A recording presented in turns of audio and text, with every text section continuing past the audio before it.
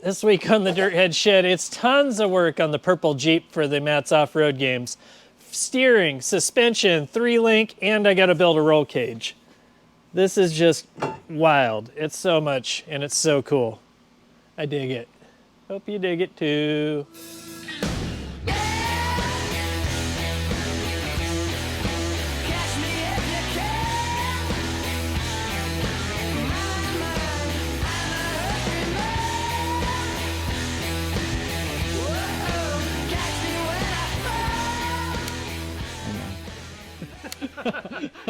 All right, here's the deal. Let's go back over the Matt's Offroad Games rules.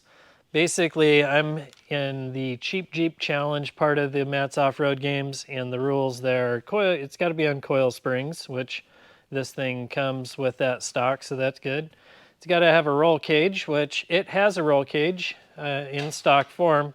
It could be better, and we'll work on that. It's got to be open top, which it's a Jeep, so we got that on lock. And it can't be over 5,000 bucks. And I don't really know if that means 5,000 bucks for the starter price or 5,000 bucks finished. If it's 5,000 bucks finished, I'm gonna be pushing it as far as getting this thing done and usable and workable for that price. But we're gonna work on it. We're gonna see where we end up. I've got between now and basically Monday, right now it is Wednesday, I've got the rest of this week, and I've got the weekend basically to get this thing done, usable, and to be a fierce competitor for the Matt's Offroad Games Jalopy Jeep Challenge. Let's see what we can make happen.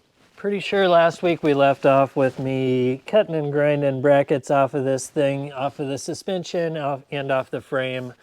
So let's go ahead and tear right into figuring out this upper 3-link. Basically what a 3-link is 2 lower bars, 1 upper bar, and it'll have a track bar. So yeah, it's held in, the axle will be held in there with 4 links, but for some reason in the front of a vehicle you don't even consider the track bar a link. So we're doing a 3-link, 2 lowers, 1 upper, track bar, make this thing boogie. In factory form, this had a 4-link front end, which has 2 upper bars. Right here is a bent junk upper one, and next to it is a slightly less bent junk upper one. So we ditched those. I ended up cutting one of the brackets off the axle altogether, and we are gonna start now by figuring out how to get the new upper link over on the cast center chunk side of the axle. That part gets a little tricky because you can't just jump in there and weld a bunch of junk to it and have it hold. You gotta kind of like have a good game plan. Let's get busy. So these axles already have a spot for an upper link. This is a factory cast eyelet basically into that center chunk, and it uses this bushing, and it uses like a clevis style end on this end that would go over it. The only downside here is that this is using an absolutely tiny bolt, and I don't know that I trust a bolt that size to hold the whole front end of this thing together. So we're gonna go in here and lop this guy off of here. We'll use parts of this ear to strengthen what we're about to build, but if all goes well, hang on. If all goes well, where'd I put those parts?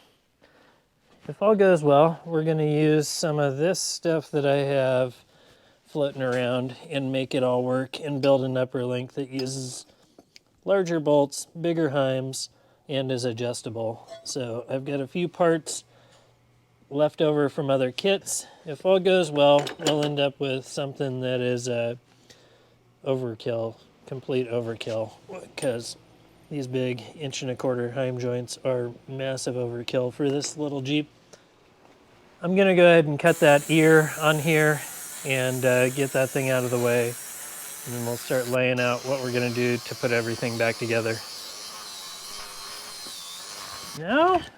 You gonna come off of there? All right. Now you're probably thinking to yourself, dang it, Dave, why'd you take the one thing that was good on that axle and cut it off? And that's a pretty good question. I'm not really sure. But I know that I need to make this into something that houses a regular heim joint, not to be able to use a clevis. So this is the space that I really like on the axle. I know it clears the engine.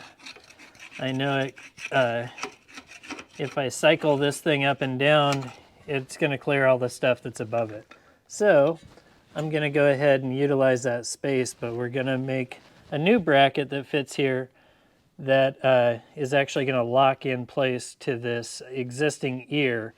We'll let that ear basically reinforce the bracket that I'm about to put on it. So I'm going to keep cleaning all the grease and grunge off of here so that we have something decent to work with.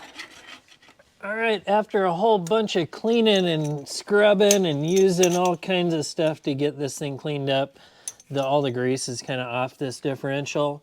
Now I got to go in here and cut this upper link bracket out so that my new one is going to have a spot to live. That little dinky guy is in the way.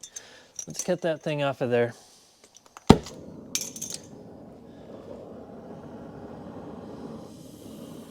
The stuff up top first.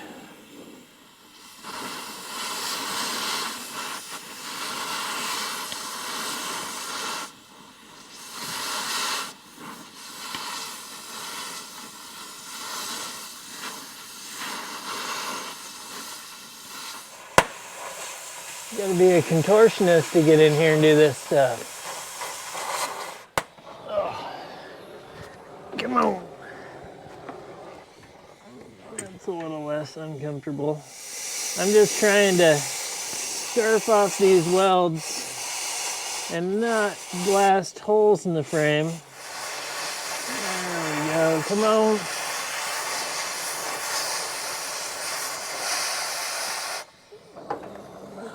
Pretty good. I don't know if I got this. Yep, I got it. There's that. Come off of there.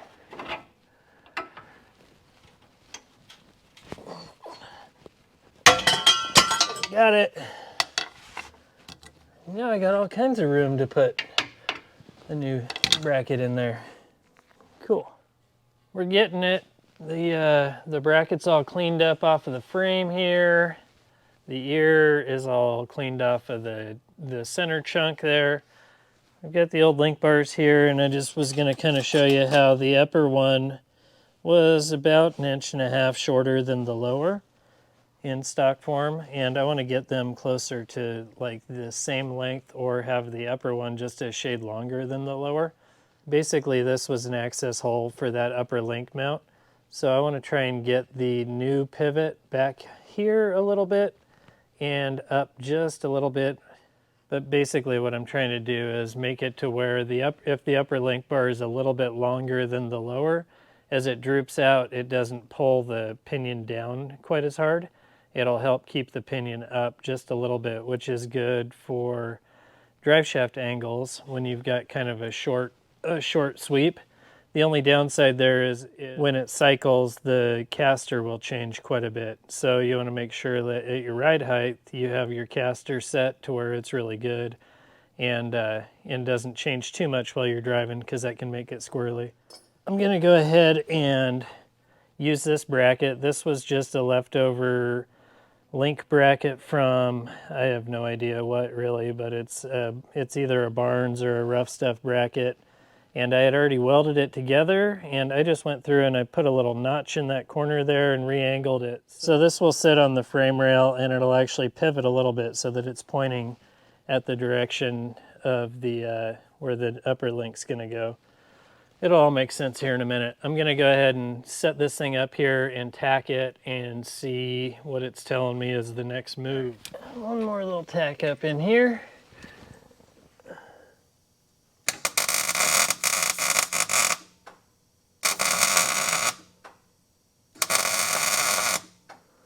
That looks good. There you can kind of see it. The brackets in about the bolt hole is going to be right about here. So it's kind of about in the same plane as the old one, but it's about 2.5 inches farther back. which that's pretty good. Now I just need to get some lower links in here. I've got a set from Skyjacker, and we'll get those in there and mocked up, and that'll like locate our axle basically because they're fixed. And then we'll jack this thing up and figure out where our upper link mount needs to be, and then we can tack things together there, make a bar, and then we'll actually be able to cycle this suspension and see how it's going to work.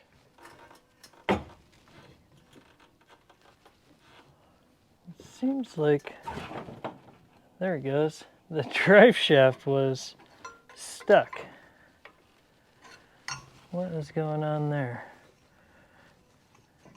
Did it just pull apart, or was it just jammed because it's greased? Nasty. Oh, worn out old Jeep. Okay. We got lowers in. That's good. All right, we got that to work. I ended up having to... Is this thing all bent? Yeah, it is, of course.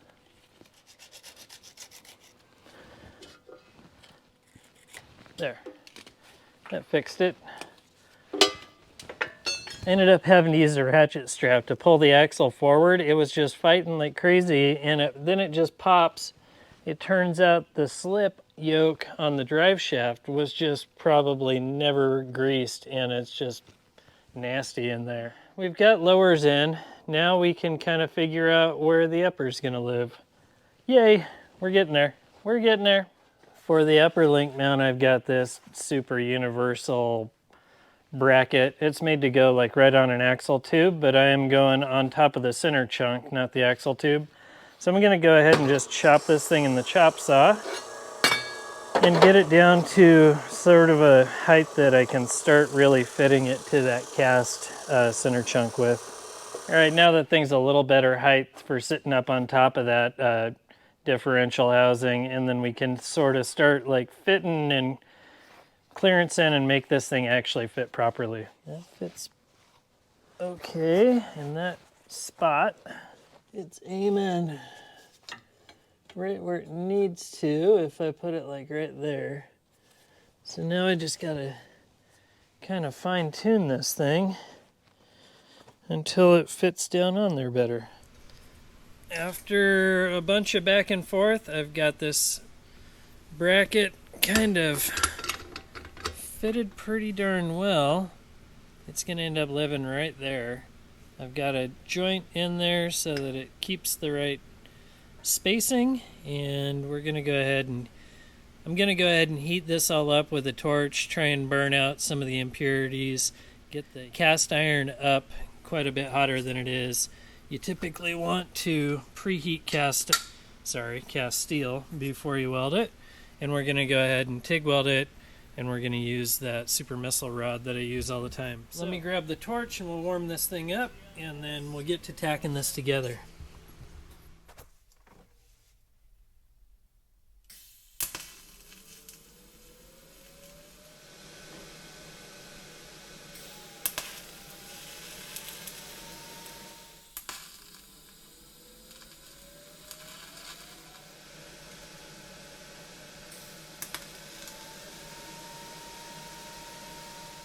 There you go. Bracket's looking alright. It's going to take a bunch more welding and preheating and plate work, but right now that thing is tacked on there good enough that we can cycle this thing no problem. While I'm waiting for this thing to cool off a little bit, I'm going to go ahead and take a measurement and start building my upper link bar. That looks like 16 and 3/8, 5/8. 16 and 5/8. How much longer does that make it than the lowers? The lowers are 16 and 1/4. So the upper's just a tiny bit longer than the lowers. That's cool. That's kind of what I was going for. What was that? 16 and 3/4. Follow me. We're going over. Oh geez. Follow me. We're going over to the fab table. Chop saw table. 16 and 3/4. These heim joints, these are left over. They're actually from the rear suspension on Mas Grande, from the original 4-length that was on there. I had gone back and switched it to Johnny joints at some point in time because I don't like how clunky Heims can be. Right there, 16 3/4. The tube that will cut only needs to be about 9 1/4 inches long. That is a short, heavy-duty length. There we go. Check out that bad boy. I'll go ahead and weld this thing up and we'll fit it in there and see how it all works out. I'm gonna go ahead and use this big old flat plate front bumper thing as my welding bench, and we'll burn this thing in. I just got this finger trigger for my TIG torch to stop with having to use the foot pedal. And I thought it was going to be kind of challenging to get used to not being able to alternate the voltage because it's just an on-off switch, but it's pretty good. They've got one of these types of setups up at Grind Hard, and I liked how it worked, so I adapted my Miller to try it out. I've also got like a flex head torch for this thing, but I didn't hook it up today. We'll get around to that. Man, the TIG does such a nice job on these weld bung to tube joints. Nothing's sitting up high like the MIG weld does sometimes. Ooh, hot. That is hot. Check it out though. Cool looking. Kind of questionable TIG welding skills, but whatever. Couple of old Heim joints, leftover jam nuts, some old pipe, DOM, and we've got ourselves a super heavy duty upper link bar.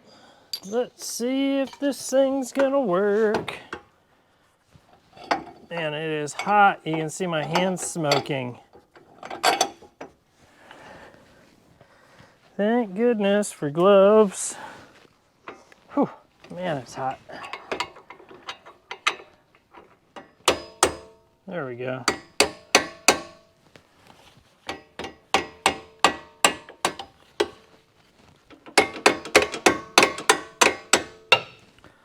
There it is. I think we're getting pretty close to seeing if this thing's gonna cycle and crash into things and be a problem. Rad. That looks cool.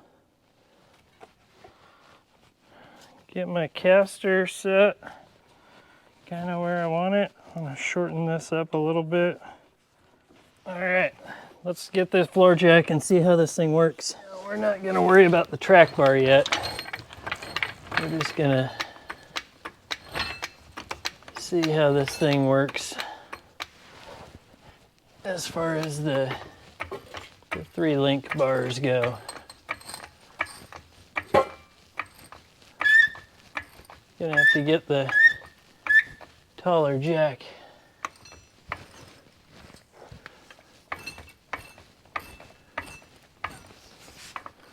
Heck yeah. It looks like it's gonna work just fine. Yeah, I think we're gonna be pretty good. That full droop, the caster rolls to about, looks like it's probably about 2 degrees positive caster, which means lean back.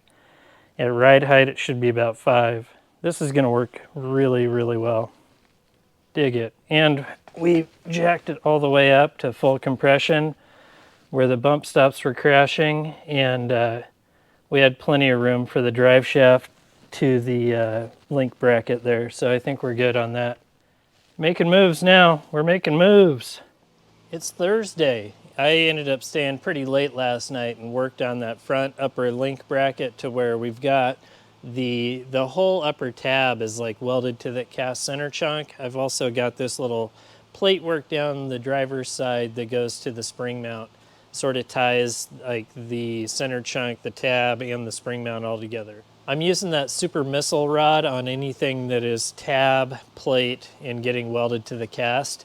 which I've never had any problems with it, but it's a little bit like every time I do one of these projects, I'm like, I hope this one holds. I just broke out the cardboard and scissors, and this is the next piece I want to make. That should tie the bracket into the tube, and it'll give us a spot to like do some overlay or gussets on the sides. Let's go cut this thing out, throw a little bend in it, and keep moving forward on this project. I'd hate to have a dead Jeep sitting around that's just not getting done, you know? Perfect. Let me grab my gloves and we'll grind this thing up. Oh, they're right here. Let's grind this thing up. This one cut pretty clean, so it's grinding easy.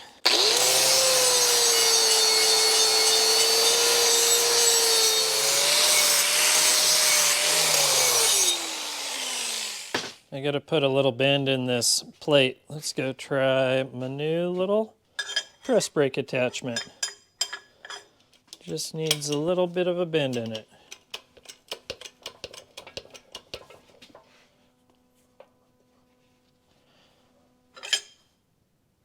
Boom. Clean. Dig it. Thing might have just paid for itself. Got kind of a big gap here, so I'm just feeding this thing wire. And I got the welder turned up kind of high for the cast. So it's just going through it like crazy. Probably just bending the crap out of this axle tube. We'll find out later. Phew. Okay. That's cool. Those two spots are welded. Now I can figure out like my little plate work that I want to do to tie it all in even more. Check that thing out. It's all boxed in and looking good. All kinds of work. That was enough TIG welding. Oh my gosh, it takes so long getting all that stuff done and making it nice enough to where it TIG welds well. And you know what? I gotta bust out the old MIG machine and we're gonna go ahead and weld this upper link bracket on the rest of the way. I'm tired. It's a Thursday evening. I gotta like start boogieing on this thing. Hopefully we got all the TIG welding done we needed because we don't have enough time to do that kind of work on this project. We gotta get this thing done. We gotta get this thing done, down and dirty. Come on, MIG machine. Let's get right together.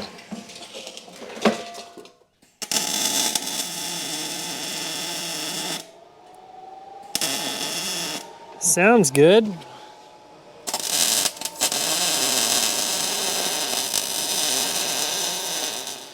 I'm going under. You guys are coming with me. We gotta weld up there. This is that universal upper link bracket.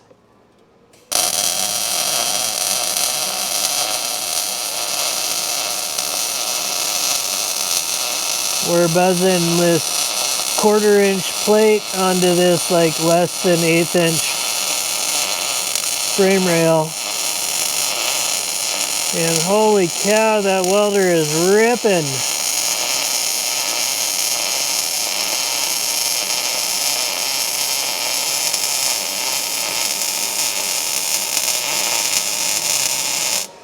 Just cranking. Love it.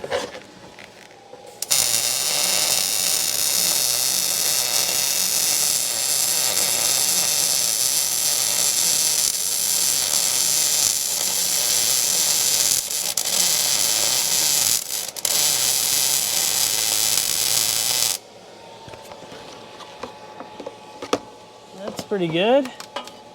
Man, what have I been doing all day? That looks great. All right, that upper link bracket is done. If that's not strong enough, we will find out right away. I sure hope it is. It was a lot of work. It's pretty neat. I love doing these like 3 links, especially when it's like where it's not supposed to be, like on this cast center chunk. All right, I'm gonna paint this thing up real quick, call it done for the night, go in and edit, and we'll be back out here tomorrow trying to get the front suspension like done, buttoned up, and maybe we can move on to the rear and make sure we don't have any huge problems going on back there. Look at that. Thing's all fresh and clean. I've even got the upper link in there. That thing's looking good. It's pretty late in the day on Friday. I got the other video dropped today. I also had to go do taxes and stuff, so, you know, grown-up stuff, whatever. Let's get back in here and keep messing with this Jeep, though, because Jeeps are fun. Here we go. This is one of my, like, pet peeves with TJs and Cherokees. They run this track bar, and they put the bolt way over here, and when everything droops out, the track bar crashes into the bracket really bad. So what I used to always do on these basically is I'll cut this outer tab off of here, and we'll clean all this stuff up. And then we'll re-drill the hole on the inside bracket and then make a new outer plate. Basically what that does is recenters the axle when it's got a lift on it. It also brings it over a little bit farther to where you can get a little more droop without that crashing. So I'm going to go ahead. I've already got the axle centered side to side and pretty close to where it would be for ride height. So we're going to go ahead and lop this outside tab off. We'll clean up a little bit of this over here, and then we can draw up and make our new tab. And that should make it to where even with a stock track bar with no track bar drop bracket, the axle's centered under the Jeep and like has plenty of room to flex and get rad. And we all know that getting rad is what it's all about. I'm going to cut this off.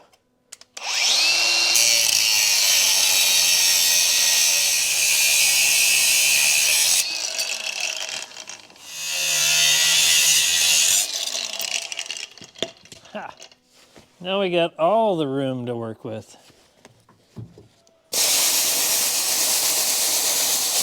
So this mod, this is a mod that I used to do on customer Jeeps back in the day when I was doing customer jobs.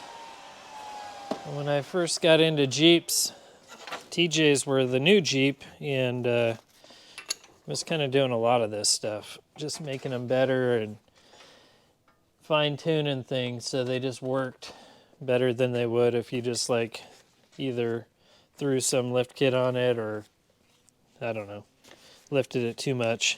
This is the kind of trick that actually just makes them go down the road so much nicer. Let's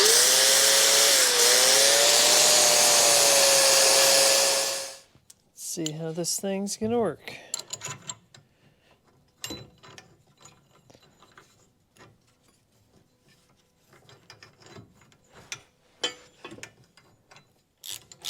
Gotta kind of use all the things to draw it into the right location.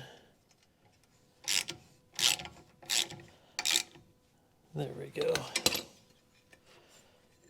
So we just kind of get it to where everything tightens up and lines up.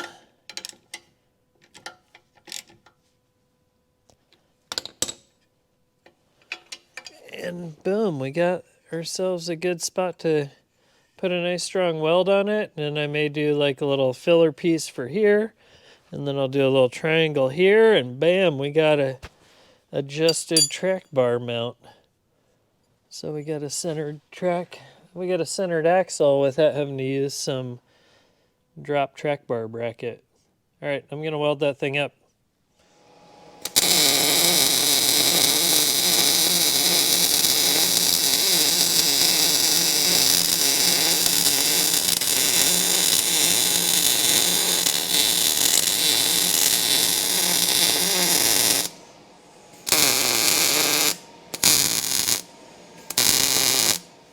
Go ahead and make a little chunk on the back there, and then probably do something just to like finish this off and call this thing good. Dig it. That's one of my favorite kinds of mods, just kind of making what's there a little bit better. Check it out. Turns out last week was fake spring and we're back on to second winter right now. But I was able to stay sort of late last night, and I finished painting up the track bar on this thing and finished welding the bracket and gusseting it. Like the track bar and stuff is dialed. Now I'm kind of messing with steering. I've got some new Heim joints for this thing from this heimjoints.net place, and it is a offset Heim joint. So I should be able to make a straight bar with offset Heim joints to replace this bent, cut, and welded bar that was in here. This was bent this way in order to clear the diff cover at full lock. So with these offset Heim joints, that should push the bar out to where it clears the diff cover, but the bar can be straight. I'm over here checking clearances, and I had to throw my new wheel and tire on in order to make sure that that Heim joint's not going to crash into the rim. And it looks like we're pretty good to go there. I wanted to keep these things sort of a secret till the end, but I got to put them on the Jeep to find out if it's going to clear things. So these are the wheels and tires I'm running. It's a 33 1050 15 Mickey Thompson MTZ. Kind of a cool, tall, skinny look. 15 by 8 Mickey Thompson Canyon wheel. This is just a classic old slot mag design, which is exactly what I wanted on this Jeep. The goal is to have a classic, cool, clean-looking Jeep eventually, and I feel like throwing some money at the wheels and tires is always a good thing. They kind of make or break the vehicle, and I have a feeling these are going to make it. They might have blown the budget on wheels and tires, but the rest of the Jeep being as cheap as it is, I figure what the heck, you gotta live a little, you know? All right, I'm gonna go ahead and set my toe, get my wheels pointing all in the same direction so that we can make a tie rod for this thing.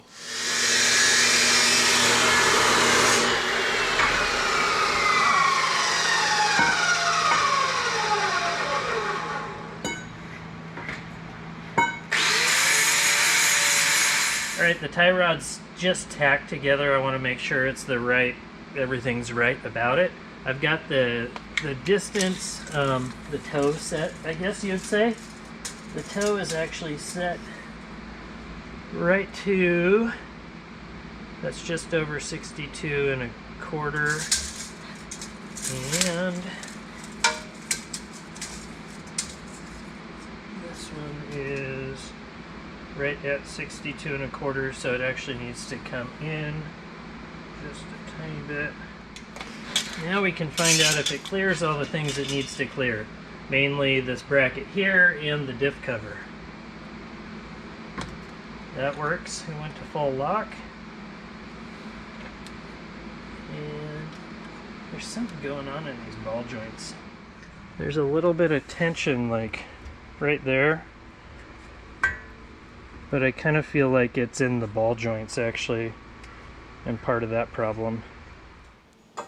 Turned out nice. I'm stoked on that. It's going to be a shame to put paint on it, but it's going to look way worse if it's rusty in a month from now. So I'm going to hang this thing by the old bumper on Butter Jeep, paint it up, and we'll move on to the next project.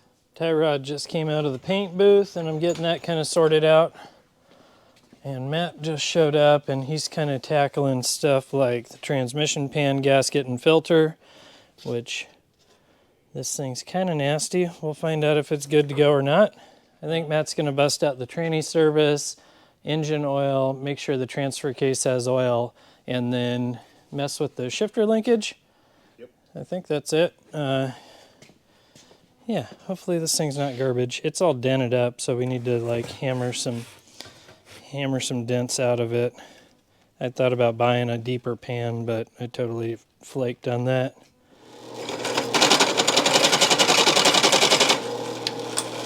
Oh, you're probably like, why are you drilling out that tie rod you just painted? Because I need to make it into a Y-link. There we go, my brand new tie rod. It's got a big old hole drilled in it. Let's go make it into something cooler. Cooler. All right, here's what I got going on. Basically, I can't just stack Heim joints on the end over here because I don't have the right Heim joints, and I need enough travel for the suspension this has. I think part of the problem that this had before was that it wasn't getting all the travel out of the Heim at the steering, and the steering was binding. So I'm going to go and build a Y-link with this piece of heavy wall chromoly that slides into the tube, and that'll give me a spot to bolt the Heim joint on here. So the tie rod will just have the drag link intersect it and create a Y-link out of it.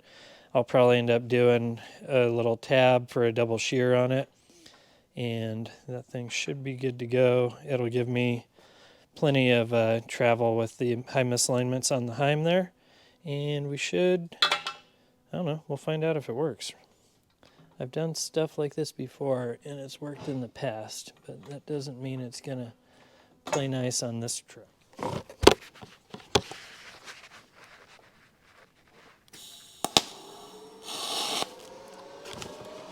I turned on the wrong bottle. Custom steering.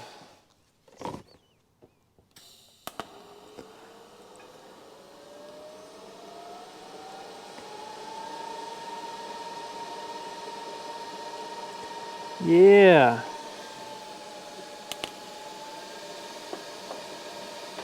Building race car parts for a jalopy. I got the coffee shakes.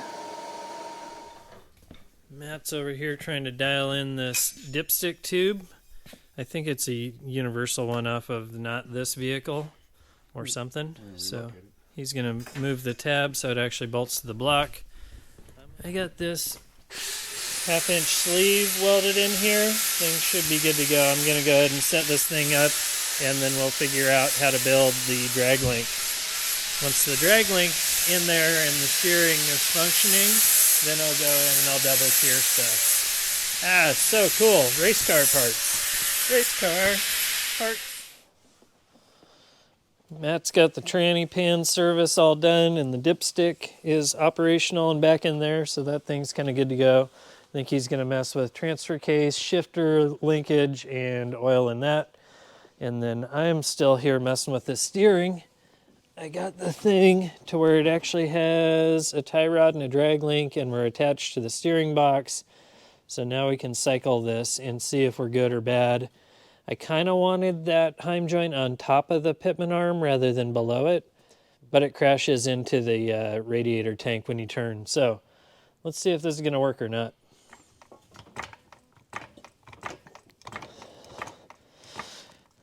So we're crashing there.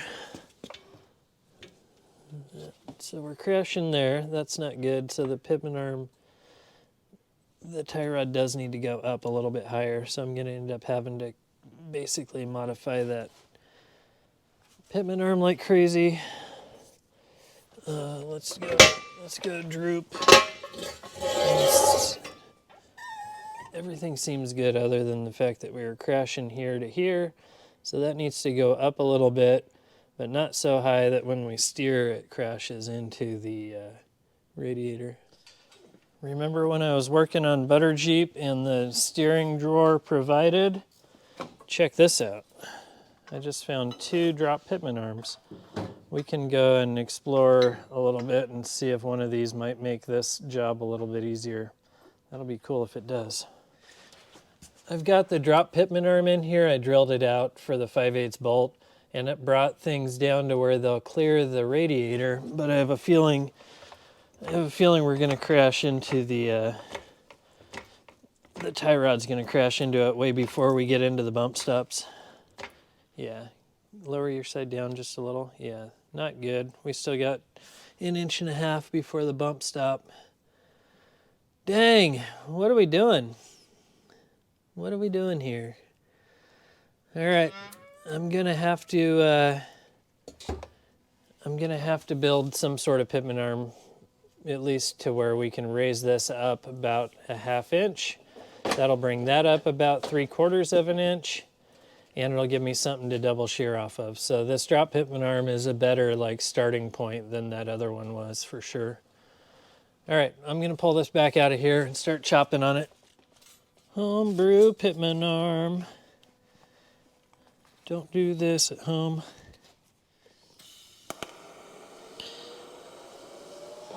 basically I'm gonna weld this tab on, and then I'll weld another tab on, and then I can cut this whole bottom portion off of here, and we'll have a nice clean finished piece. Alright, I'm gonna let that thing cool off, and we'll make the top tab, and we'll cut the bottom portion off.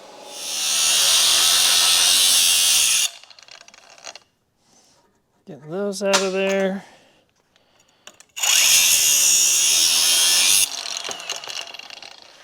Ha! Look at that. Look at that. I think I'll finish weld this one all the way. That way it does all the moving it's going to do, and then when I make my top tab, I don't have to worry about both of them moving. I'll just have to worry about the one trying to move around a little bit. That's pretty cool. You guys ready for this? Check that bad boy out. It's hard to see, but that's that drop pitman arm. Still keeps that portion down to there. And then new tab on the bottom all welded in. Homemade tab on the top. It's got a small gusset on the inside because it needs to be able to clear that that heim joint and drag link going at a pretty extreme angle. And then the outside one has a bigger gusset on it because it doesn't have to clear the bar. But man, absolutely stoked on that. Let's see if we can get the light on it. Absolutely stoked. Looks good. Kind of figuring out my TIG welding game, which I'm stoked on that. I'm going to throw it up here and paint it real quick, and then we'll move on to double shearing this guy. And then maybe we'll do a quick one that goes back to the knuckles on each side. And then the steering should be way overkill for this little Jeep. Whatever, kind of overdoing it, but that's my style, I guess. This is the hardest part, taking that really neat fabrication and just covering it up in flat black paint. It'll look good for a longer time if I take a little time and paint it now. That's cool. All right, let's see if our steering is all in the right spot. Look at that. We are in the clear. Oh, it's so good. So good. Look at the clearance we've got. We are getting maximum up travel. All our clearances are dialed. That's awesome. Check that out. We got full lock. We got bump, we got droop, we got left, we got right. The steering is going to be dialed on this thing. That is so good. I'm going to go ahead and finish up my little double shear tab here and see what we can come up with here in the quickness, and then call this thing done. Yeah. This is one of my favorite things to do, is like figure out steering and make it right. And I think we nailed it on this one. Panic mode is kind of setting in. It's Sunday, about 11 o'clock, and I'm out here in the shop cranking away, trying to bust out the steering, finish this stuff up. I just made some tabs so that I can double shear the steering knuckles to the tie rod, and I'll get those things welded in, and we can move away from the steering and hopefully start messing with the cage and the seats. I really need to get the cage and the seats going today, and then hopefully if Matt shows up, he can help with like the belly pan and transfer case mount, and I just got a new rear drive shaft for that thing. So if all goes well, we're going to be making good progress today. I have today and tomorrow basically to finish this build, so it's going to be sort of like, what are we doing? What can we skip? What are we going to have to cobble together to make this thing work? Check that out. This is the double shear on the tie rod to drag link intersection. Did that last night. It's like gusseted on both sides. Now I'm doing my little double shear on these guys. And basically that just makes it to where this bolt has a little bit of support on both sides of the joint. Let's see if I can weld today.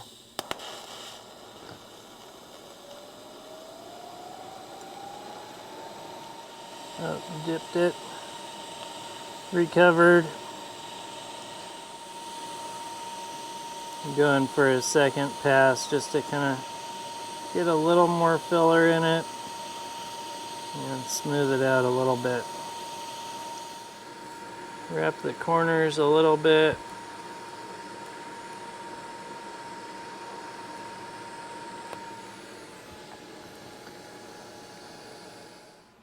Alright, that looks pretty good. I'll do a little bit of plate work on the inside edge over here, and then that thing's a done deal. Stoked. On to the next things. We're digging into this pile of Barnes 4x4 parts. I've got like a winch plate and some suspension brackets, and I've also got this flat belly pan. But I think the flat belly pan's not going to work super great on this Jeep because it has a bunch of stuff hanging down. So we're robbing parts out of my butter Jeep pile. So we're going to use this 2-inch drop belly pan. Hopefully that thing goes right under there and we can drill it out, bolt the transfer case to it, and call that thing done. Matt's over there making that belly pan fit. The frame is absolutely trashed. The old belly pan was so twisted up that the spacers that it had like a 1-inch drop spacer. Let me show you this. And the spacers actually like smashed the frame rail in. So we're trying to like line that belly pan up with these, and it's going to be a challenge, but I think we'll get it, or he will get it. What is that? That's kind of gross.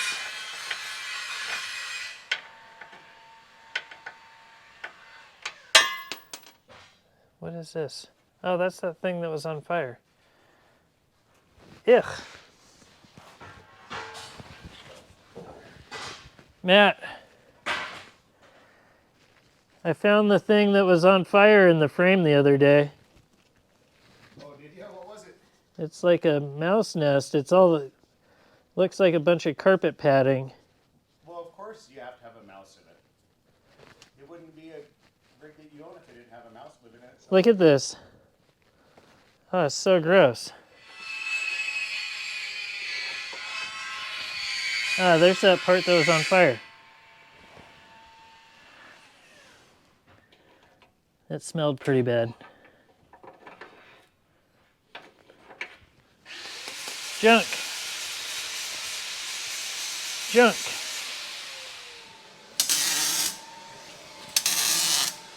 Matt's throwing in another flange nut in the bottom of the frame.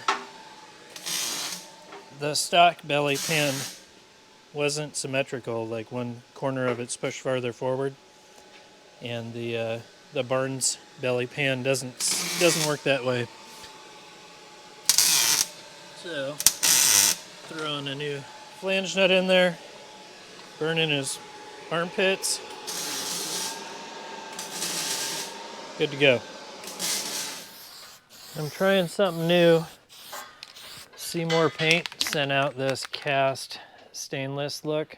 What is it? Black stainless steel finish. Kind of curious to see how this stuff works as far as like if it's very rust resistant or not. I've used some stainless paints in the past and they work pretty good. But like battling North Idaho road salt is a constant thing around here. So we'll find out. Check back in a year and we'll see if this thing is a rusty mess or if it looks awesome. Check this out. Matt just got down with the welder. This is just like a flat belly pan. It's a 2-inch drop, but they don't have a provision for the transmission mount. Like on my butter Jeep, I made a separate tranny mount, but on the stock Jeeps, they actually mount to the belly pan. So Matt cut that square out, got it all in the right spot, drilled the pattern so the stock transmission mount bolts in. Dude, you crushed it. Yeah. Crushed it. Look at that. Matt's Mobile Electric and fab shop. At Kill- Dave's house. Yeah, at my house. This is good. He's totally cranking away on stuff. I just ran to the hardware store and picked up some proper bolts for my steering, and I'm gonna bolt this thing all back up. We gotta make some serious moves today because the clock is ticking, and I don't know if I'm gonna get everything done that I want, so we kind of need to figure out what the bare minimum is. Heckin' skid plate. My butter Jeep's all bummed that it's getting parts stolen from it, though. It happens. All right. We're finally going to get a chance to deal with this 4-spline square tube drive shaft homemade deal. They obviously work a little bit. Like these things will get you down the trail if you're just rock crawling, but they don't get down the road very well. I hit up Tom Wood's drive shafts, and we got ourselves a proper one that should bolt right in there. Usually they send a bunch of stickers. Oh, there they are. All right, cool. Open immediately. Stickers. All right. Oh, yeah. So we're going to slam that in there. Hopefully I got the right measurements to Tom Wood's a couple days ago, and we'll find out right now if we're going to have a proper drive shaft in the back of this thing. I know it's a Jalopy Jeep, but I can't be driving around with that square tube garbage back there. I'm sorry. You got to spend your money. Sometimes you got to spend your money on flashy wheels and nice drive shafts. Double carton. Look at that. We got a drive shaft up in this junker truck. That's awesome. Matt's going to bolt that thing up the rest of the way. We'll cycle it and make sure it doesn't bind at full droop. And heck yeah, we're like belly pan and some steering away from being able to drive this thing down the street.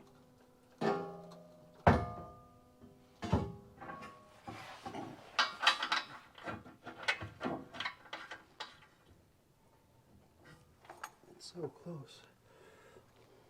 It's kind of the walk of shame right here. We're actually just throwing the diff cover back on the back. I had dreams of throwing a locker in it or doing something, but I don't have a locker sitting here, and this thing is a limited slip for 8.8, so you can't really just jump in there and weld up the spider gears like an open carrier. So the rear's just going to get buttoned back up and diff cover put on it. Maybe I'll pick up some friction modifier for that, or maybe we just run it how it is. You think we're going to be able to run trails in Sand Hollow with a worn out limited slip in the back of this thing?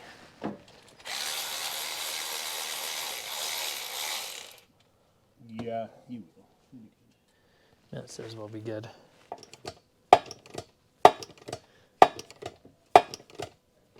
Oh. That's good. Even if it's not like perfect, at least it's got closure, right? Yep. While Matt was getting the gear oil changed and servicing the rear diff, I actually had to come out here and sort of modify the steering arms I made. I'd put the Heim joints in here without any spacers, and when this thing steers side to side, the caster kind of rolls. So these do need a little bit of movement to them, and they were crashing into the tabs and to the steering knuckle. So I ended up having to go and drill out some washers to make spacers and then cut this tab and space it up and make a little fish plate. So kind of a bummer that I didn't get that on the first try, but it'll be good enough now. It actually gets the full range of steering without the Heim joint crashing now, so I think we're pretty good to go.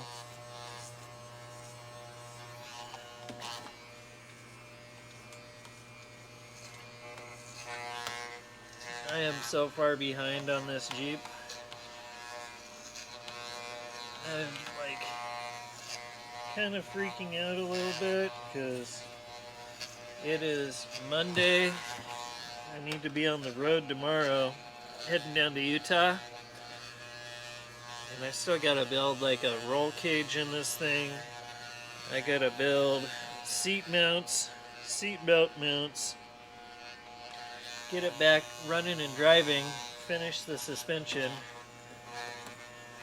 and pack all my junk and hit the road. And I needed a haircut. So we're taking care of that. Man, it's looking good. It's looking good. How's it look? I can't see back here at all. I don't know if I butchered it or not. It feels better. Still look old. Whatever. It's get busy time. I went ahead and got my hair all done up this morning, looking good. I pulled the top off of the Jeep and all the roll bar padding off of it so that we know what we're working with. Today is all about roll cage, getting this thing together and making it safe. I've got these Barnes four-wheel drive stanchions that you can bolt into a TJ. They bolt into the cowl here, and then they drop down to the floor. We're going to go ahead and weld that bottom plate, and then we'll pull this thing out. We'll paint the thing so that we don't have a bunch of rust on the backside. That's going to be like a really good start for our roll cage. I pulled the factory like little wimpy bars out that it had up here because I want to do something a little bit stronger. So let's get these welded up, pulled apart, painted. Then we can start figuring out what we're doing with the cage and how we're going to make these big old Honda CR-V seats fit in here. I really like the look of them, but they're kind of wide for a Jeep, and the seat sliders are totally in the wrong spots. So we've got a lot of work to get done today.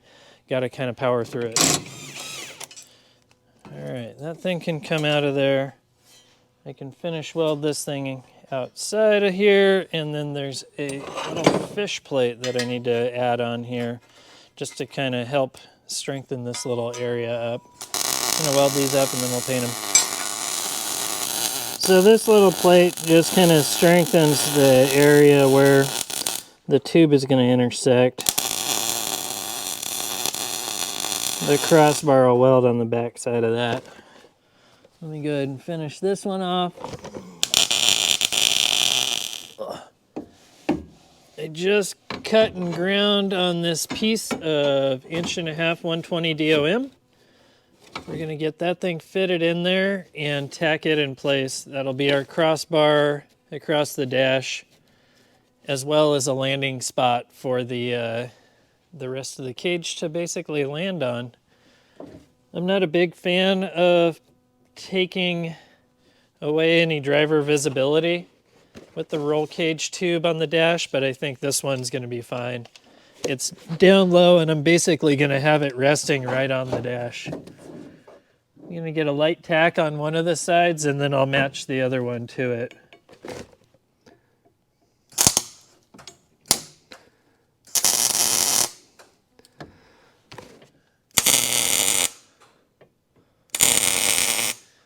I'm going to burn this in pretty good right now, but we still may pull the cage out later on to finish weld the bottom sides of stuff.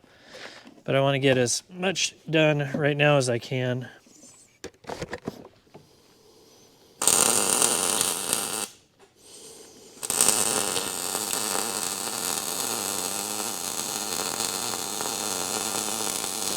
This is a pretty important joint right here, just because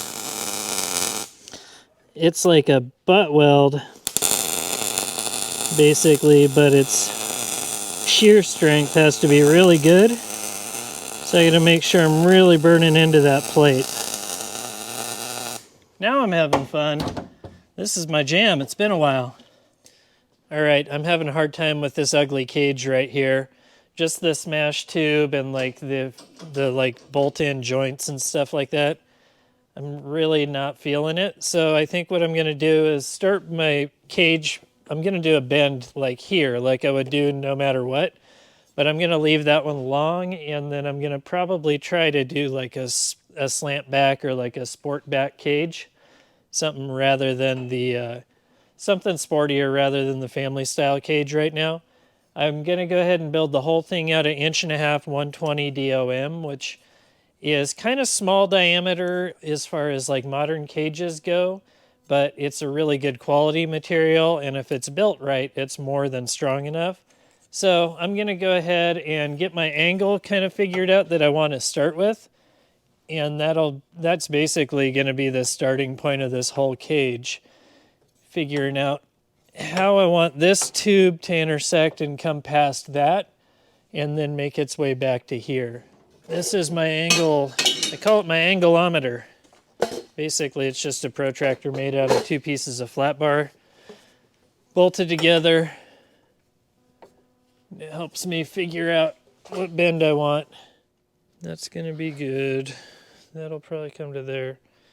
All right, if I can get this first bend to match this angle, get my bend started in the right spot, we should be pretty good to go. I'm wearing myself out already. Where's my tape measure? All right, 12 and a, this is sort of the, you hook the tape measure in here and pull out, and that tells you where the start of the bend is. So we should have a bend starting at 12 and a half and then taking up some space. And so this actually will be the top part above the driver's heads. This should be up by the windshield. Let's see if I can get it kind of close. The key here is I'm going to use this to get it kind of close, and then we'll just match the next one with the degree that we ended up bending to.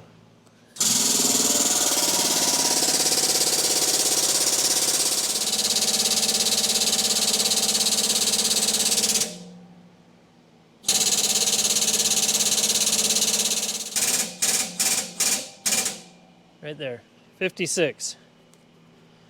12.5 to start, 56 degrees. Let's see if we're in the ballpark or if this was a practice piece.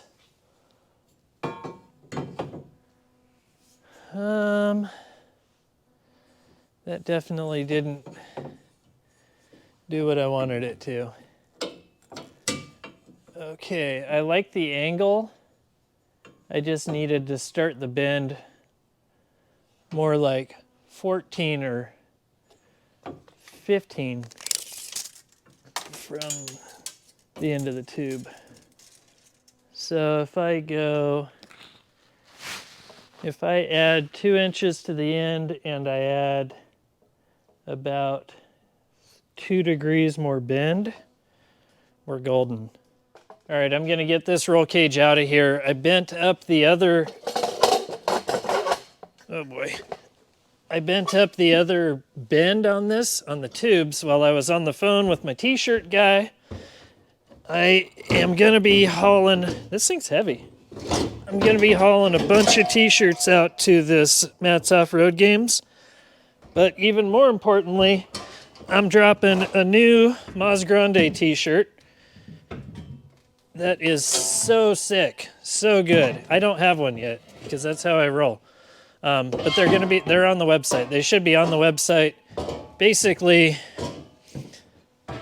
like this week, later this week. Keep an eye out on the dirtheadshed.com.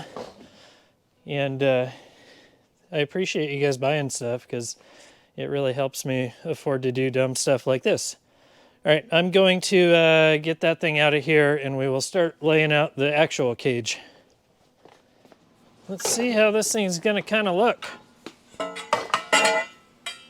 I am stoked to be building a roll cage again.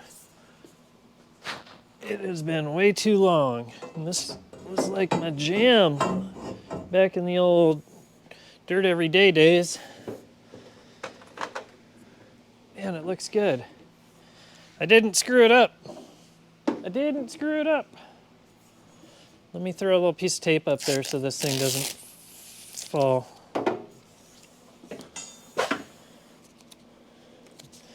I still have time to screw it up. There we go. Heck yeah, that looks cool. So I guess what I'm gonna do is I'll notch this one by hand and just kind of get that fitting, and then I'll start trimming the back off until I get the top of the cage level with the top of the body tub, and then it's that's where it lives. I'll take a few measurements and figure out like my width that I can make this thing, and I'll probably end up throwing a crossbar in there, and then we'll get the thing like perfectly X measured so that it's level, and then we're kind of on our way to having a, functional roll cage in this thing. Super cool. Dig it. I have a lot of work to do today. Holy cow. I made some new plates for the back of the roll cage to land on. They go right here. They used 2 of the holes that the original ones used, and then I added a 3rd hole for a 1/2-inch bolt to mount in.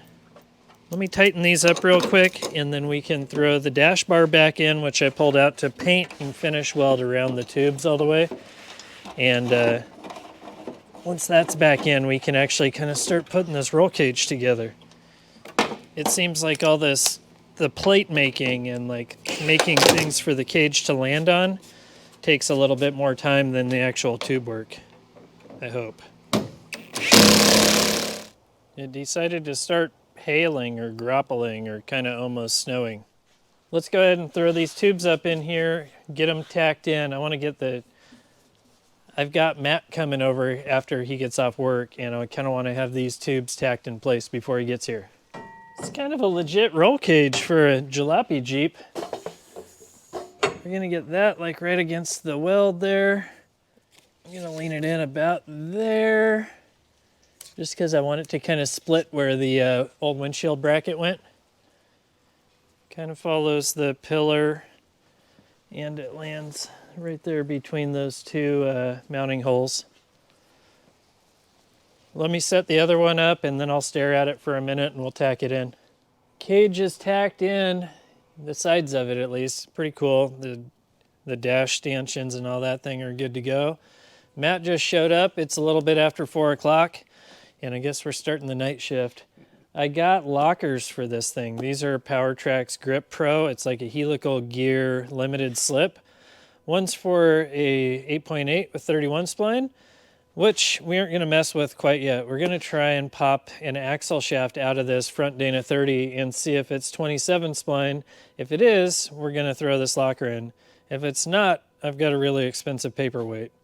But either way, we kind of need to get the front axle out. These things, some of them came with a 30 spline inner axle, and some of them came 27. So we're about to find out what this one is. Let's go. Matt's also got a TJ, I think his a 97 or 98, and he's pretty familiar on tearing these things apart. So I'm gonna pop the unit bearing off, actually you don't even have to pull the axle out, you just keep the unit bearing all together. Yep, it's one and done. 3 bolts and this thing will come out of here.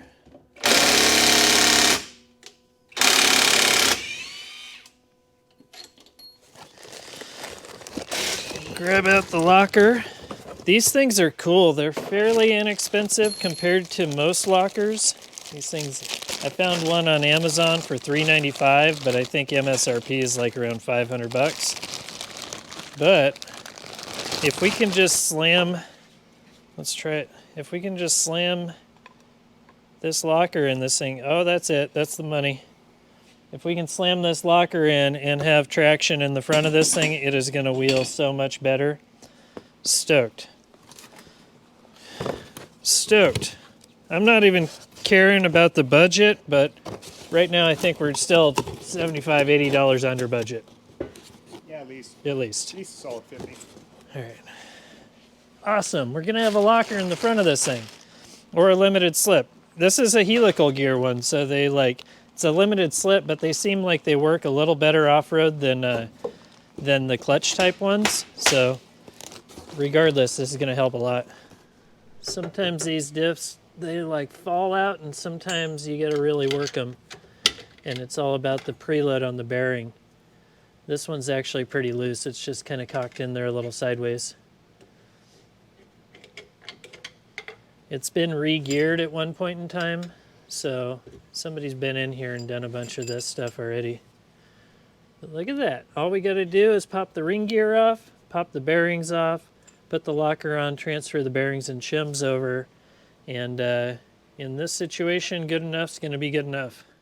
Matt's knocking out this locker install, limited slip install. I just got this front header bar welded in. Just a super basic one. It's just it's basically straight other than 2 little 10-degree bends on it. But it's got a little bit of a crown to it. I always like putting a little crown in in a cage just so that if you do go upside down, it's a little harder for it to push past center.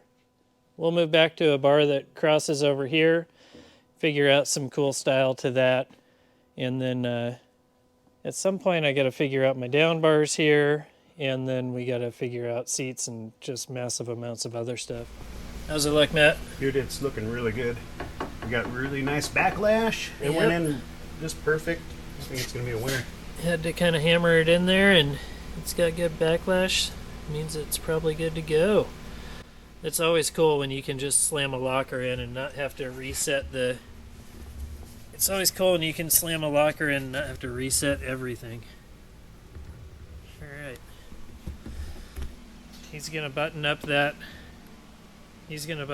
install, throw the diff cover on it, slam some axle shafts back in it, and then I guess it's time to button up this front end. Pretty rad. Finally we can get the springs and shocks on it and brakes and all that stuff. Powertrax came through on this one. I'm gonna bust out that spreader bar that goes over the B-pillar. I cut a piece to 50 inches wide, and I'm just gonna throw about a 12.5 degree bend on it. That should give us a little bit of a crown in it. Kind of similar to the front one, but I want just a little more just to bump up. I got that tube cut to where it's about 1 inch wider than I need it, so I should be able to notch in about a 1/2 inch and fit this thing perfect. All you gotta do is just feed the old ameribrade tube. Alright, I can go a little farther. A little more. Matt's over here busting out the diff cover gasket on this thing. Solid performance. High five. Ted showed up. He's going to be messing around with front fenders and getting things sort of mounted under the hood. This thing has somebody, I don't know if they just sold the fenders off of it or what, but like the fuse block and all this stuff is just like floating. So if we can get the battery held down and fenders put back on it and that stuff buttoned up, it's going to be like a total win. Yeah. Thanks, Ted. Check this out. When I was on the road, shoot, I don't know, I was driving through Salt Lake City like 2 months ago when I had just bought this, and I ended up picking up this set of stock TJ fenders. But a fan of the show, like, offered them up to me, tried to give them to me. I had to offer him some cash, but we've got a set of bone stock TJ fenders with flares. This thing's gonna be classed up. So classy. All right, I gotta quit screwing around and do the bar that goes up here. Heck yeah, Jeep Shop 101. Let's go see if this thing fits. Well, let's go make this thing fit. Oh dang, look at that! Thing's looking like a Jeep. Dude, instant cool.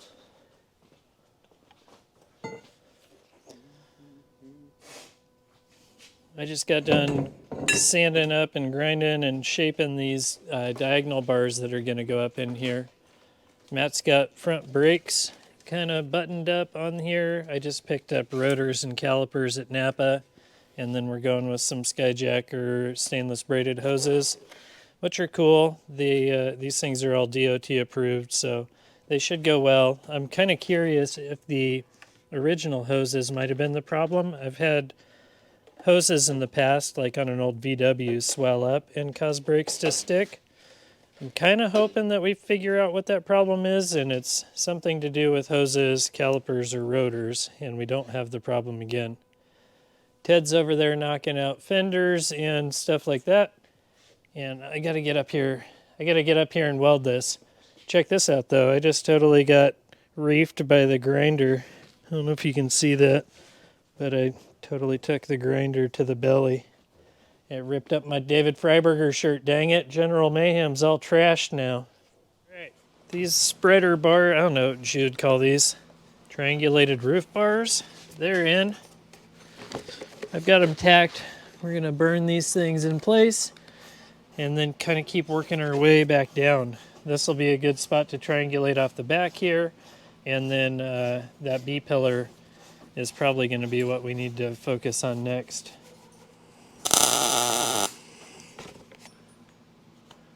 That side's tacked in good. I don't want these things to pop. A lot of times if you don't tack these things real well, as you start welding, it'll pop the tack loose and move around on you.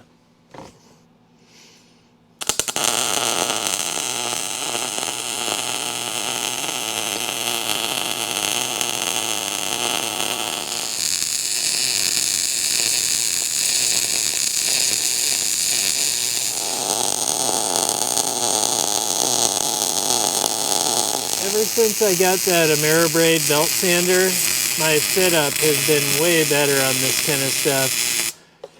I was pretty good at notching with a chop saw grinder, but notching with that belt sander with the wheel attachments on it is just so much better. One of these days I want to do this, but TIG weld it all. Check this thing out. It's got 2 red fenders on it now.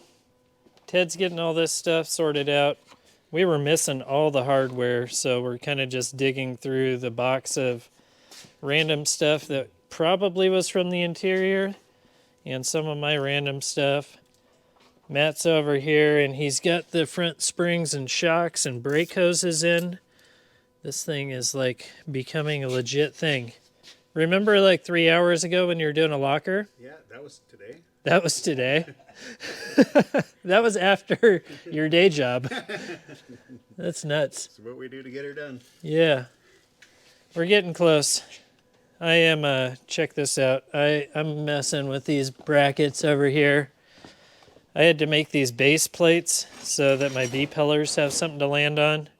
So I cut them out of 3/16. Cut them out of 3/16 plate, and then I'm scoring a line on it because I got a bend a 90 in it. So I'm just going to kind of score a line about halfway through. I'll bend a 90 on those. We'll drill them and bolt them into the tub, and then that's going to be kind of like the final like spot where the roll cage ties in. It's almost 9 o'clock at night, and we're all just smoked. Check that bad dog out. We got like battery hold down and this fuse thing all hammered out. You getting tired? I'm getting tired, dude. I'm hitting a wall, but you know what? We're putting little fuzzy caterpillars down. Oh yeah, Those look pretty dude, good. check that out. I made these little bracket guys. This side actually has the tube on it already. It's coming together, man. So I'm gonna buzz this thing in here. It's like 10 plus at night, which is pretty late for me. I'm gonna bust this out and then probably get that one over there. And then we'll fire this thing up, make sure it's good to go. I'm gonna have a handful of things to do in the morning, but I think we knocked it out of the park. Thanks, Ted. You betcha. You too, Matt. I mean, I guess your 39-minute locker install was pretty good. I do what I can. Pretty rad. Thank you, guys. All right, we're gonna. I'm gonna weld some stuff up, and then we're gonna fire this thing up. Make sure we haven't created any new problems. Let's see if I can still weld, or if that hour has passed.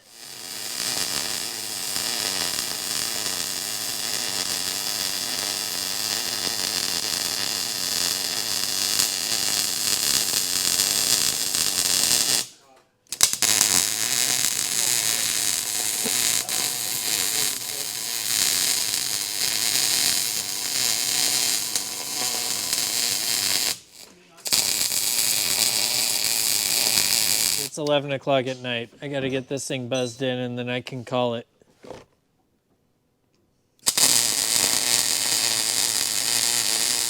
Come on, don't suck.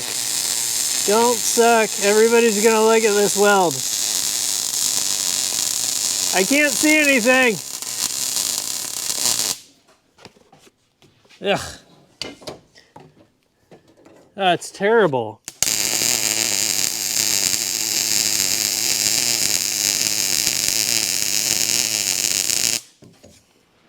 And just like that, it's Tuesday, the day I'm supposed to be leaving to head down to Sand Hollow.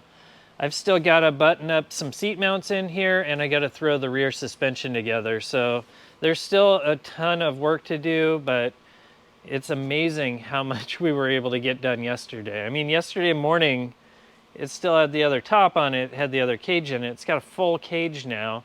It's got a front locker. We got power steering again. That was something crazy. Ted, at like 11 o'clock last night, was like, hey, this little loop that you have in your steering isn't to go to a cooler. It's just not plumbed into the box. So we ended up getting power steering lines back into the steering box. When I bought this thing, the guy had thrown like a Dodge Dakota box in it or something that's an upgrade for a Jeep, and it wasn't actually plumbed. So we got power steering now, we got a locker, we got front suspensions all in. It's pretty wild. I'm gonna go ahead and start mocking up seats. I can't mess around. I was out here just sweeping up and cleaning the chaos from yesterday, but now it's go time. It's go time. Basically, I've got these Honda CR-V seats. I've got 3 sets of them because I think they're really cool. They remind me of Acura Integra seats from back in the 90s, but you can't ever find Acura seats. So I've been able to get these things cheap off Marketplace. I actually got this set for 40 bucks for the pair. And they should work really good. They just have a really tall riser on the bottom, and it's because in the CR-V you sit up higher. I'm gonna go ahead and start chopping on this Jeep tub in order to make these things fit a little better. I gained a little bit of space here by getting rid of that big fat stock bar. So I got a little space there now, and then if I get rid of this hump over here on the front, I should be able to get the front of the seat down to where it's kind of at a respectable spot. And then we'll see if we can actually make this thing fit. It's gonna fit. We have to make it fit. It's kind of all I got. All right, I'm gonna catch you up to speed on where I'm at. I ended up cutting the floor a little bit and made a little sheet metal pocket down. That way the slider has a little bit more room to drop down low. Then we came in here and I've made this angle iron piece that kind of fits in there. We're gonna do 3 nut certs along here. That's these guys. They're gonna go in those holes and crimp tight, so we'll have 3 bolts that hold the front across. Back here is gonna have a tab, and then that other back corner, it's just gonna be a spacer and a bolt through the floor. So, kind of complicated, but they always seem to get that way. That is looking pretty good. I gotta make sure I give myself enough room for the slider to operate. I mean, that thing's money. There it is, that's where it's gonna live. I'm gonna have to pull things apart and finish weld. I wanna at least get in here and see how it feels, if it's in the right spot or not, and if there's an option to slide it back or forth. All right, that's where it's gonna live. Good, bad, or indifferent. Feels pretty good. I've got room around my head. I can reach the pedals. And I guess we'll see if we can slide this thing forward or backwards. Huh. Huh. This is great. This might be one of my best seat mount things yet. That's totally acceptable. Yes! Now I just got to duplicate it and check that thing off the list. So cool. Yeah! The seat mounts are all done and they're kind of like ready to go back together. I've got a couple more tubes to throw into the cage so that I have a spot for my harnesses, the shoulder belts. And then I think we can wrap up this cage, paint the thing real quick, and probably get the seats in it and go test drive it. Oh crap, I have to, never mind. I gotta do like the rear suspension still. Let's get this cage work knocked out. All right.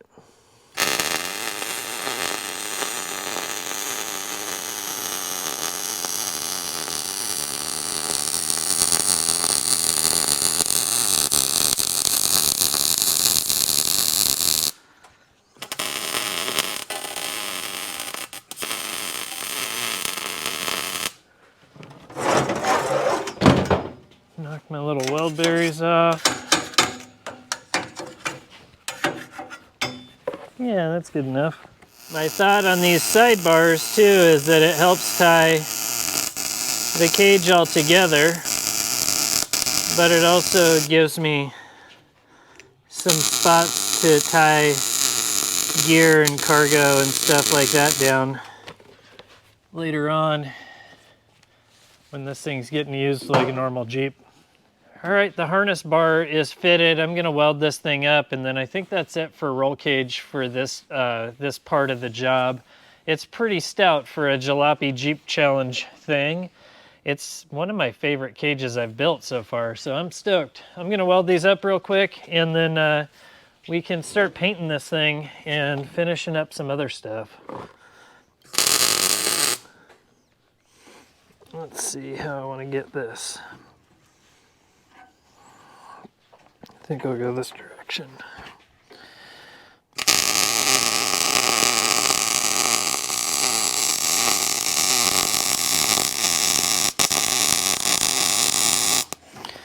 The smaller tubing definitely would look better with a TIG weld on it rather than this big old MIG weld, but this is what we're doing.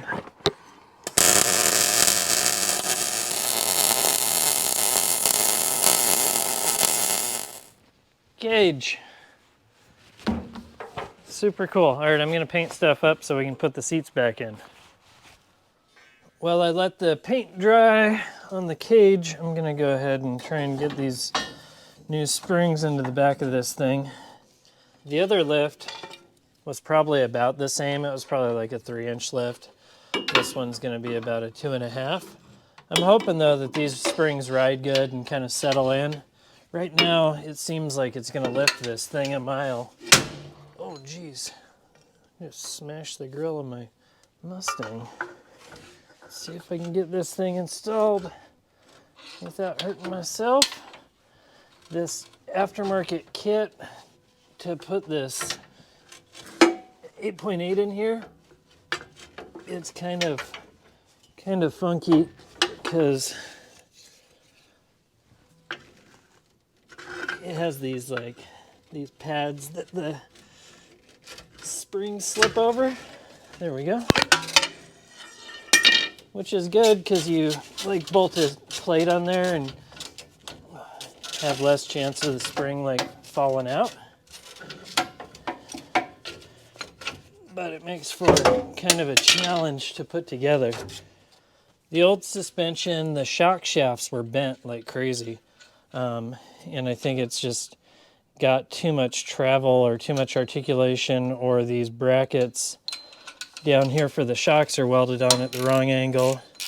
I don't have enough time to like re-engineer any of that stuff right now, but I would definitely like to come back and readdress the rear suspension on this thing and just make it to where it gets the maximum travel and doesn't try to like break shock shafts or bend shocks or do any of that weird stuff.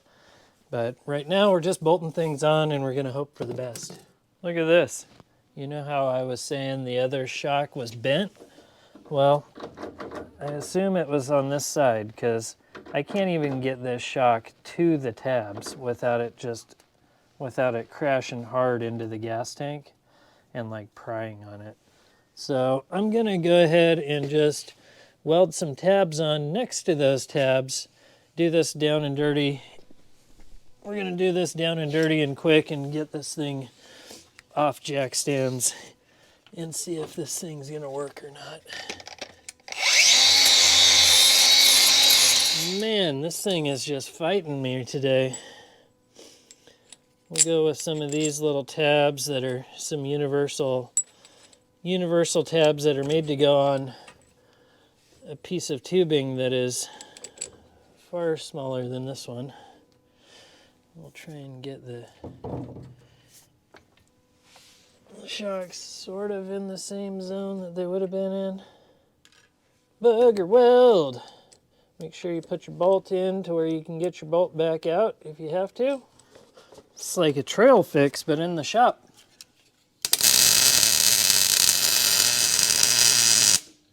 You can hear the gear oil in there boiling. That is definitely not perfect, but it'll hold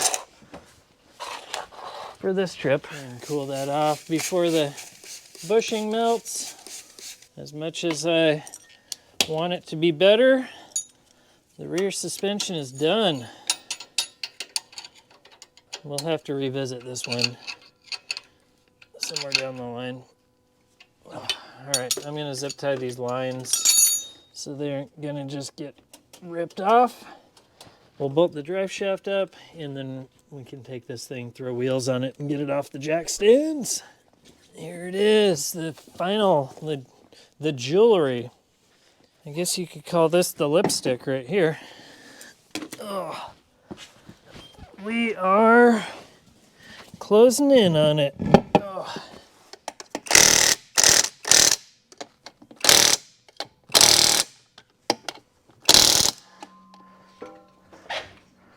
It's on its weight. It is on its weight. There we go. Seats are in.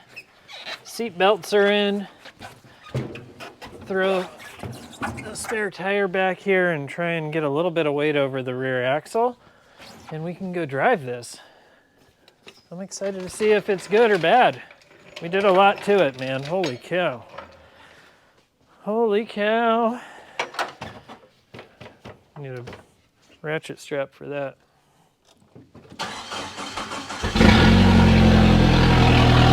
It's loud.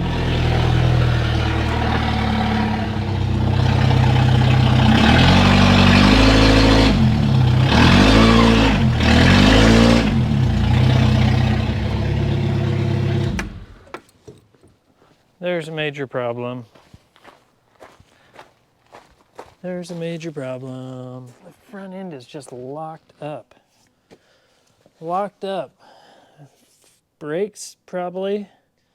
Oh, the new brakes went on last night. Brakes bled out fine. Everything seemed normal. There's got to be something wrong with the proportioning valve or residual valve or the master cylinder. Something is not happy. What do I do? Let's figure it out.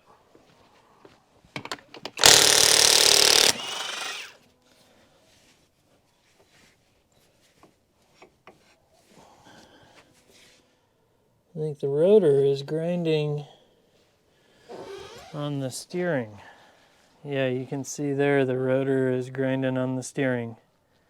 I'm going to pop the caliper off, rotor off, grind that out like crazy, and test it again.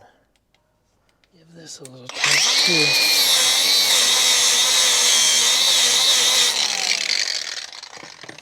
It's crazy. It's all within a millimeter here and there.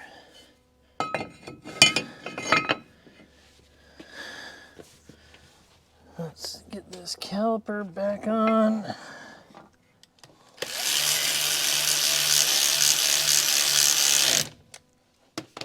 Let's see if we fixed it.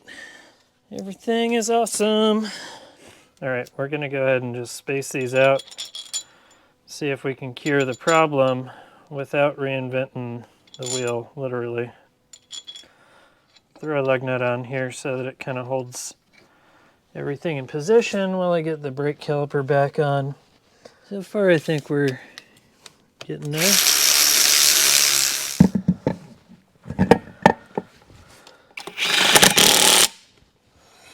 Yes, that one's normal. Okay, here we go. Here we go. I actually worked out all the problems on the other side, and I got to show you what's up. I called Frank. Frank's the guy that I stopped at his house first on the Plymouth video the other week. Frank's a smart dude, and he's been around Jeeps and all this stuff for a long time. And the other day when he saw this thing wasn't moving right, he was like, make sure you got the right calipers and unit bearings on there. And you know what? It turns out this thing has unit bearings that are off of like an earlier vehicle, but it's got the later brakes. So I had actually bought, where did I put it? I had actually bought unit bearings for this thing, but I didn't install them. So I actually have the right unit bearing. This one, the mounting surface to the face of the wheel surface is like 1 15/16, and the one that I got is like 1 or 2 1/8. So it brings that whole section where the rotor is out about 3/16 of an inch, which is exactly what this thing needs. So I'm going to throw in the unit bearings that thankfully I already had, and we're going to be peeling out here pretty soon. I also got a set of aftermarket upgraded axle shafts from 10 Factory, which didn't show up until like an hour and a half ago, and I wasn't going to throw them in. But since we're in here and we're pulling the unit bearing and the axle already, I'm going to slide the new axle shafts in. This is good. This is good. We're making moves. There's that unit bearing. I'm going to pop this axle shaft out of here. These are 27 spline. I don't know if these are the upgraded size U-joints or not. I think they are in this model year, but the ones that we're putting in are just a replacement one that uses a little better joint, and it's chromoly rather than just the regular whatever steel they use on the stock shafts. Here's that company that I got these from. They're 10 Factory shafts. 10 Factory is like a division of Motive Gear, who I have done work with for years and had good luck with their parts. So we got a chromoly shaft going in.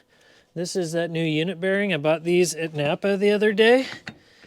That is the problem solver right there.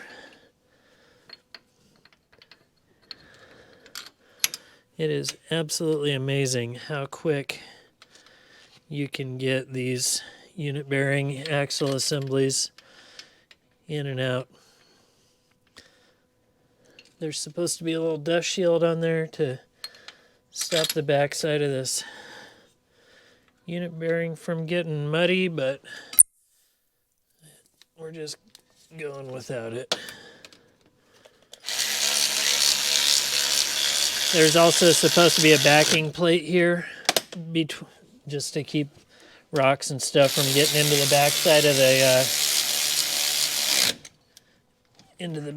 of the brakes. But it was missing one already, so we're just going without them on both sides now. All right, you ready to see if this thing will drive down the road? Pump the brakes up. Kind of loud with no muffler. Let's see. Reverse. It moved. Forward.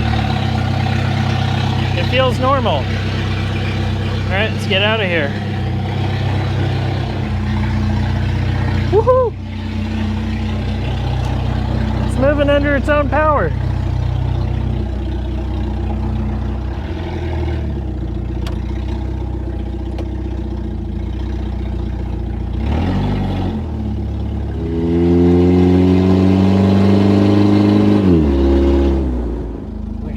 Check and see if we got four-wheel drive, neutral.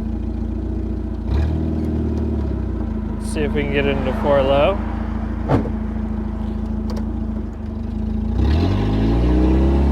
Heck yeah. Heck yeah. This thing's a runner. Right on. What a ton of work. I mean, what did we do? We did full-blown steering, locker, axle shafts, belly pan, roll cage. I mean, you name it. There is so much work that got done in this little Jeep in such a short period of time. I'm gonna load it up on the trailer. I got a 15-hour drive ahead of me tomorrow. We'll see you guys next time. There will be more on this on an upcoming Dirthead shed.